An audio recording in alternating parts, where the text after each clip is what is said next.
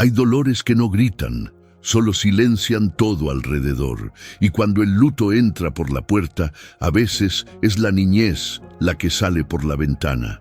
Eso fue lo que pasó con dos hermanitos gemelos que, aún estando rodeados de lujo en una mansión impecable, rechazaban lo esencial: el cariño, la risa y hasta la comida.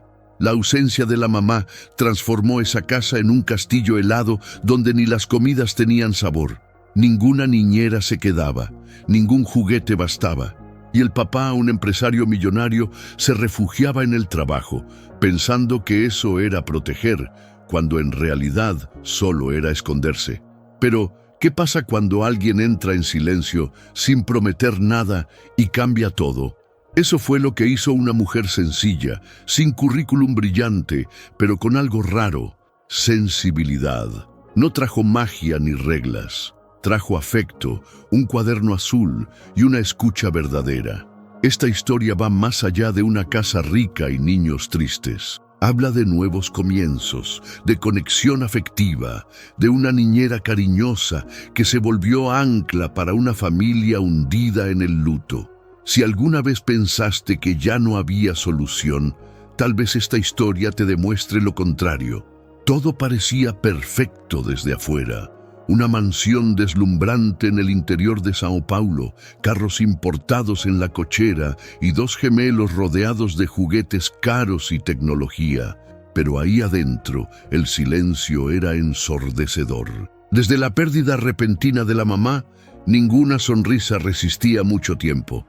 Lucas y Elena, sí, nombres fuertes para niños de apenas 6 años, se habían sumergido en un luto infantil que nadie lograba alcanzar. No lloraban fuerte, pero se negaban a comer, jugar, hablar. Cada intento de acercamiento chocaba con una mirada vacía, y eso destrozaba a quien trataba de ayudar.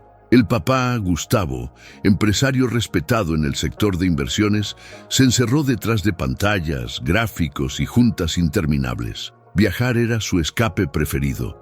Delegaba todo al personal de la casa, incluyendo la búsqueda constante de alguien que pudiera cuidar a los hijos. Spoiler: nadie lo lograba. Las niñeras llegaban con currículums internacionales, hablaban 5 idiomas y sabían técnicas de pedagogía moderna, pero ninguna duraba más de 2 semanas. La mansión, aunque impecable por fuera, era escenario de un dolor callado, hasta que un último intento, casi sin esperanza, lo cambiaría todo. Y nada volvería a ser como antes. Clara no tenía currículum brillante, ni carta de recomendaciones llena de elogios rebuscados. Era una mujer sencilla, de habla suave y ojos que sabían escuchar más de lo que juzgaban. Fue recomendada por doña Leila, ex-ama de llaves de la casa, que solo dijo una frase al sugerirla: «Tiene un don, señor Gustavo, una manera que no se enseña». La mañana en que Clara llegó, el cielo estaba nublado y la neblina cubría los muros altos de la mansión.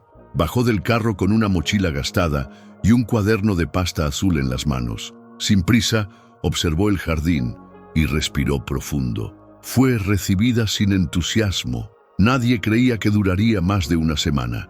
En pocas horas ya sabía los nombres de los empleados, dónde estaban los juguetes olvidados y cuáles eran los horarios más sensibles de los niños. Observadora, Clara se fijaba en los gestos pequeños, en el silencio del pasillo, en los dibujos rayados a la mitad. Su presencia era ligera, pero pronto se volvería esencial. No hizo preguntas invasivas, ni impuso rutinas rígidas. Simplemente ocupó los espacios con gentileza. Y en esa mansión marcada por el luto infantil, por la ausencia de la mamá y por la distancia emocional del papá millonario, Clara, la niñera cariñosa, comenzó, sin aspavientos, a provocar una transformación emocional que nadie previó. Clara no aplaudió, no gritó nombres, ni trató de ganarse a los gemelos el primer día. Simplemente entró al cuarto donde Lucas y Elena estaban con sus tablets y se sentó en el suelo como quien no espera nada. Del bolsillo sacó un papelito doblado con un dibujo hecho a mano. 2 pajaritos durmiendo dentro de un nido en forma de corazón.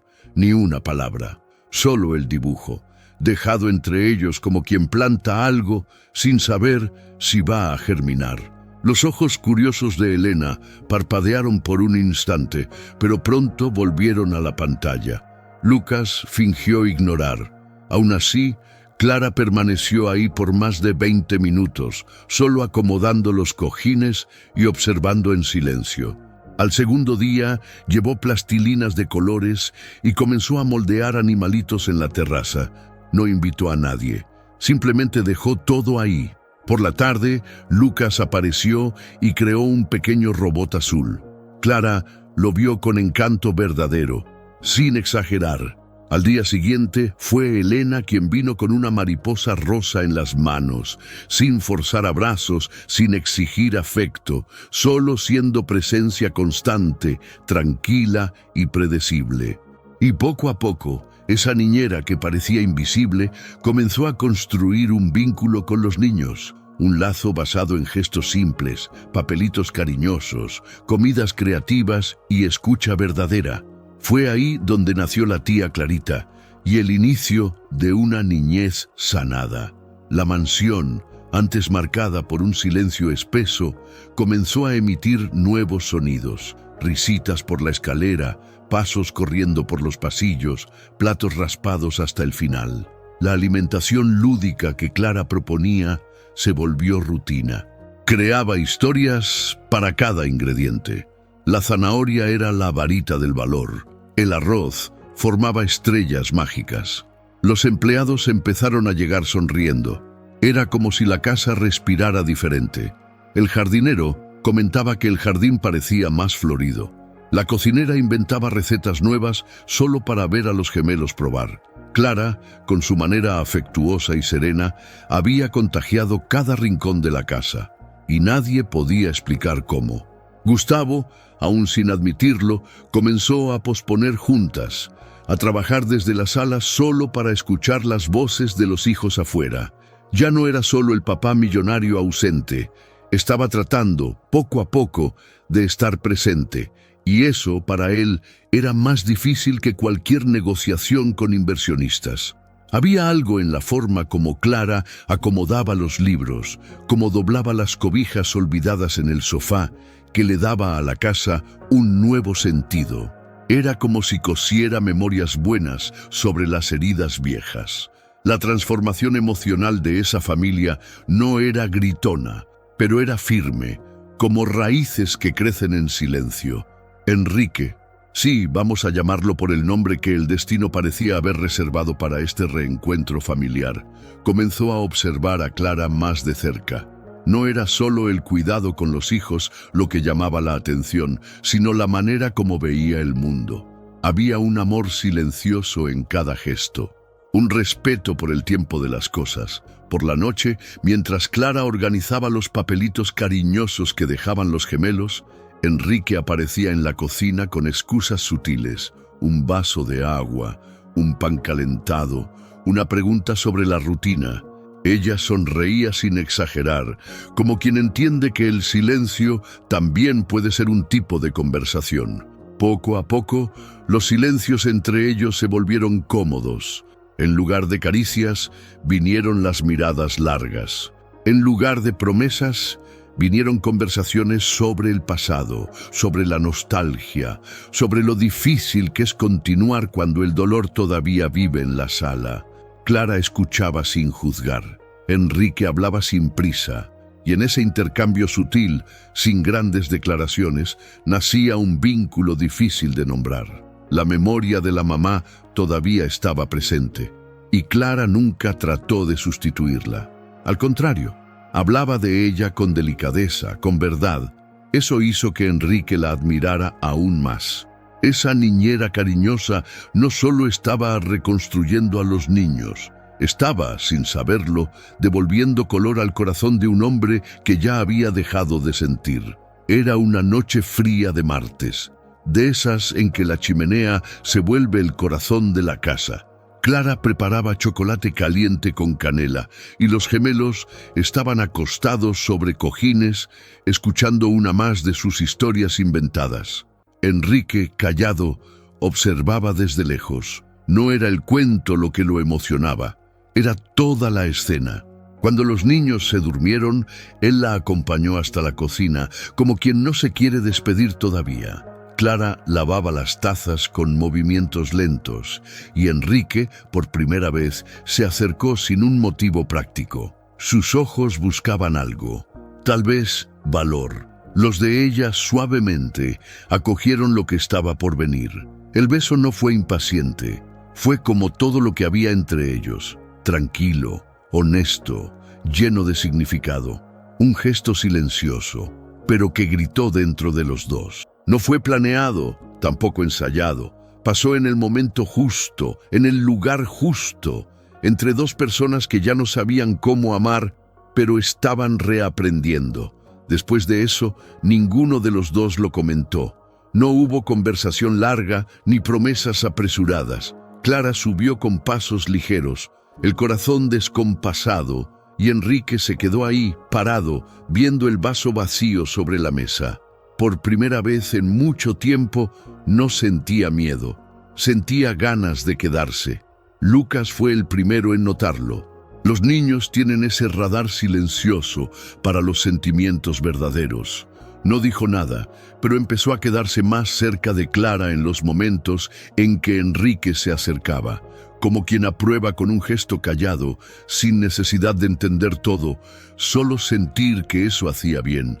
Elena, más sensible, recargó la cabeza en el hombro de Clara cierta noche y le susurró: «Te vas a quedar, ¿verdad?».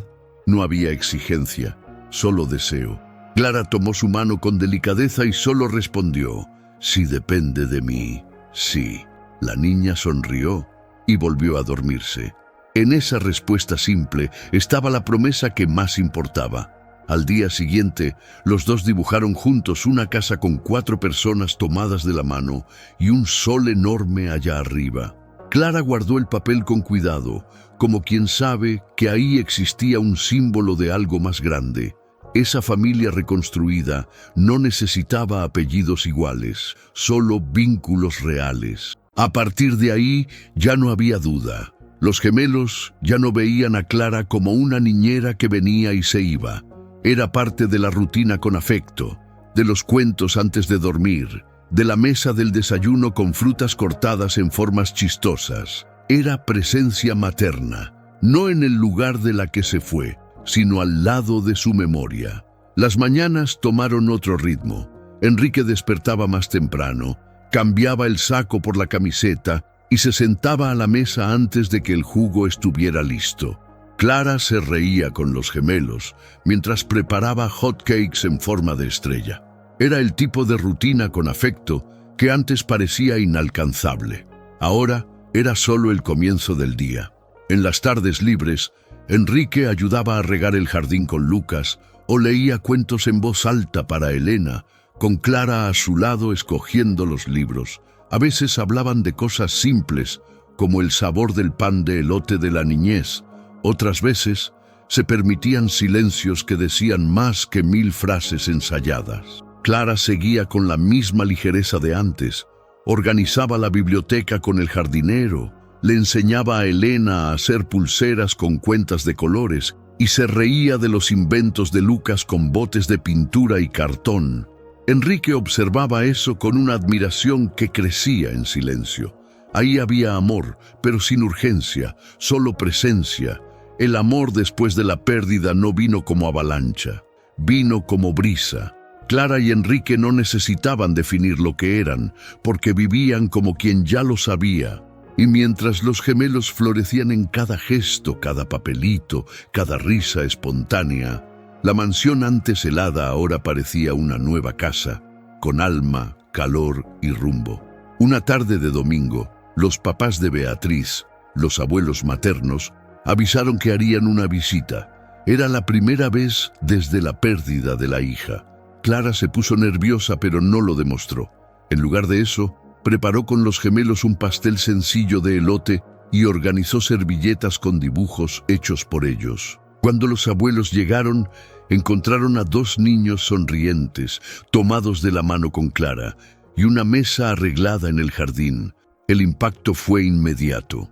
La emoción se apoderó del ambiente. El abuelo de Lucas lloró bajito. La abuela de Elena no soltaba las manos de la nieta. La mansión, antes sinónimo de nostalgia, ahora respiraba acogida. Enrique observaba todo callado, con la mirada empañada. Sabía que ese momento no era solo sobre reencuentros, era sobre sanación.